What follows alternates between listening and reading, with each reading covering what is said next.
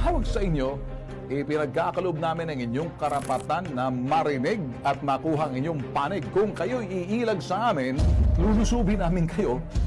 Ito lang naman, simple lang naman yung tanong namin. Bakit may ibang tao nakapagbukas? Baka kasi nawala dahil may pagkukulang tayo. Maging doktor doon. Pagod na rin siguro lang.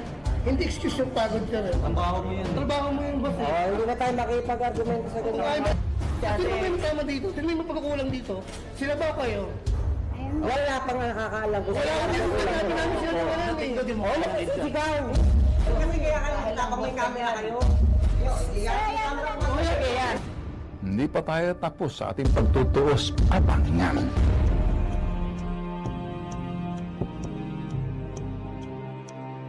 Ano bang problema natin? Isa tungkol po dun sana sa DLTV Bus Company. Okay. Nung aking sinang gabi, nawalan ako ng bag. Kinuha po sa akin pagdating ko ng Pasay tapos sa terminal nila. Pinabot sa akin ng konduktor yung bag ko. Pinasok ko sa apartment sa Estribo po. Pagbaba ko po nang sa may Tambuli pa, binuksan po ni konduktor yung ano, wala na po yung gamit ko. Kasi kinabukasan po, nagpa-review ako ng CCTV dun sa Pasay po. Positive po yung bag ko, may kumuho na... Pero hindi siya. Hindi po.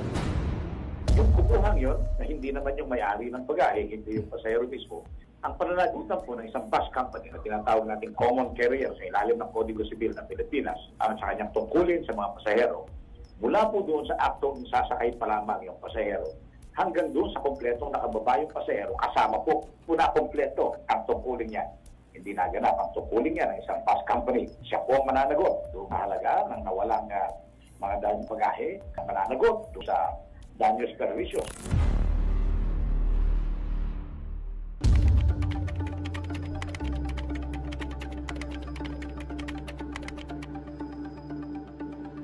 Ay, magandang hapon sir, mga staff po kami ni Mr. Tulfo Tagita. Sir, lumapit po sila sa amin sir, no, regarding dun sa nangawalang bagahe na. Kailan po nangyari yan?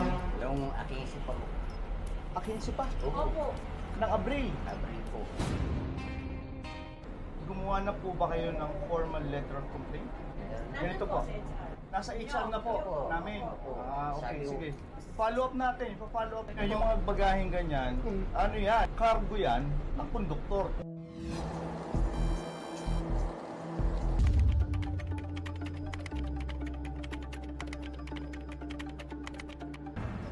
Ngayon sir, under evaluation yung sa driver at conductor namin. No, kasi ganito, kaya kami pinapunta ni Mr. Tulfo dito, ibitag dito nun. Kasi ma'am, may nakikita kami something wrong with the system siguro. So sa CCTV, nakita talaga namin na may ibang taong Nasa terminal. ibang tao ang bumukas ng Estribo. Pag may protocol ba tayo, ma'am, na regarding dun, di ba parang may hawak na parang susi yung Estribo na yan? Yes, meron. Opo. So supposed to be dapat si conductor or si driver lang ang allowed magbukas nun, di ba? Nagtataka kasi kami, ginayaan niyang i-unload yung bagahe, papaalis pa lang eh. Bakit mag-unload kung paalis pa lang? Actually sir, yung CCTV hindi pa talaga namin nakikita. Kaya sir, maghintay lang kahit at least 2 weeks para madesisyonan ni HR manager yung sa case ni sir.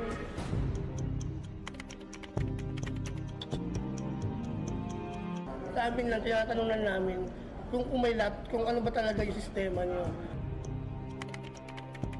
May protocol dyan, ganyan na. Diyan, kung allowed na dyan yung konduktor. Siguro yung panahon na yun, kasagsagan ng daming tao. Pagod na rin siguro na. Kung sa dami ng tao yung hindi mo kaya. Trabaho mo yun. Trabaho mo yung boss eh. Hindi na tayo makipag-argumento sa ganyan. Ikaw, hybrid ka masyado Sino may tama dito? Sino may pagkukulang dito? Sila ba kayo? Wala pang nakakaalam ko. Wala akong dito sinabi namin sila na wala eh. Oo, nagsisigaw. Magtatanong ka tapos sasalungatin mo yung sagot. Kaya ganun nga namin eh. Kasi. Ikaw wala. Oo, ano mo eh. Ayan mo na sir. Kasi kaya ka lang, tapang may camera kayo. Wala nga tayong camera. Sir, gusto niya may camera sir. Gusto niya may camera eh. Parang hindi ako tuloy sa...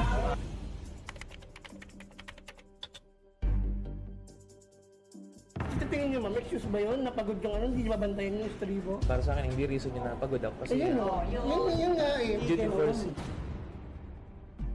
Sir, kahit sabihin pa namin may pagkakamali o walang April pagkakamali, iba pa rin ang magdidesisyon yun, sir. To wrap it up ma'am, ano po yung pwede nyo mabigay na assurance kay sir ma'am para masettle tong case na? Basta within 2 weeks, sir.